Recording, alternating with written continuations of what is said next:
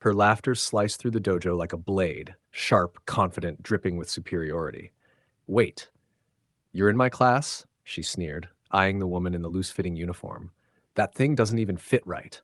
Her voice wasn't just loud, it was a performance, the kind meant to remind everyone who ruled this dojo. But the so-called janitor? She didn't flinch. She just stood there, broom in hand, calm as still water, while the others froze between laughter and guilt. Then something shifted. A blur of motion. A single thud. Silence. The laughter vanished. Respect appeared. What looked like a harmless moment of mockery was about to become a full-blown lesson in humility, one that the entire dojo would talk about for years. Before we go any further, comment where in the world you're watching from and make sure to subscribe because tomorrow's story from Silent Divide Tales is one you do not want to miss. It was a bright Saturday morning at the Iron Path Martial Arts Academy, a place that worshipped discipline, respect, and image.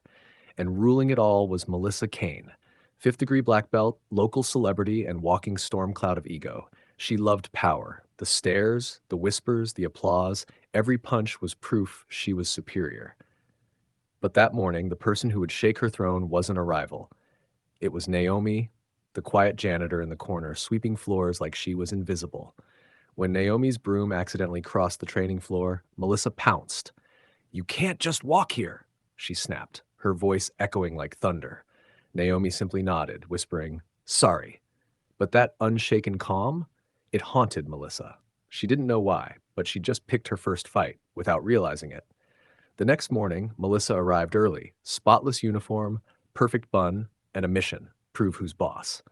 Naomi was already there, sweeping like always, moving with that same maddening calm. Melissa couldn't resist. "Funny," she said loudly enough for her students to hear.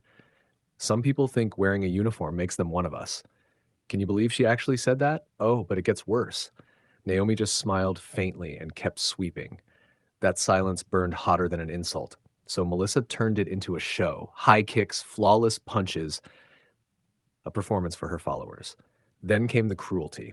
"You ever trained Naomi, or is sweeping floors your martial art?" The students laughed nervously. Naomi stayed silent. Melissa grabbed the broom, mocking her movements. "Look, everyone, cleaning kata." The laughter grew, the respect died, and when Naomi quietly set the broom down and walked out, Melissa thought she'd won. But pride is a dangerous illusion, because the next day, Naomi wasn't cleaning. She was in uniform. Melissa froze when she saw Naomi standing in line with the advanced students. Calm, composed, ready. "You can't be serious," Melissa scoffed. "This class is for advanced students." Naomi bowed politely. "I just wanted to learn." Oh, that line hit like a challenge, and Melissa took the bait. Every drill, every correction was harsher than the last. She ridiculed Naomi's balance, mocked her timing, and pushed her past limits. But Naomi never cracked. She moved with control, grace, precision, like someone who had done this all before. By the end of class, the students exchanged uneasy glances. The janitor wasn't learning, she was remembering. Melissa saw it too, but couldn't admit it. So she planned one final humiliation, a public sparring match. And when she called Naomi's name the next morning, everyone knew something big was coming. Melissa didn't bow. Naomi did. The match began. Melissa struck first, fast, fierce, flawless. But Naomi, she didn't even blink. She dodged with the kind of precision that made silence louder than applause. Kick, block, jab, counter. Naomi moved like water, controlled and untouchable. The crowd went from laughing to holding their breath. Melissa's pride snapped. She charged full force, and Naomi ended it in one move. A turn, a grip, thud. Melissa hit the mat hard. Naomi bowed deeply. "Respect," she said softly. And that one word broke Melissa more than the fall. Naomi didn't gloat. She just picked up her broom and walked away. Same calm steps, same quiet dignity. Days later, Melissa learned the truth. Naomi wasn't some random janitor. She was a former national champion, a black belt instructor who'd quit after enduring years of racial discrimination. She had chosen silence over bitterness. Until that day. From then on, Melissa changed.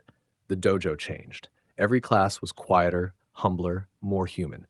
And every time Naomi walked in, Melissa bowed first. Because in the world of Silent Divide Tales, strength isn't about how loud you hit, it's about how deeply you respect. If this story moved you, like, share, and subscribe, because the next one might just humble you.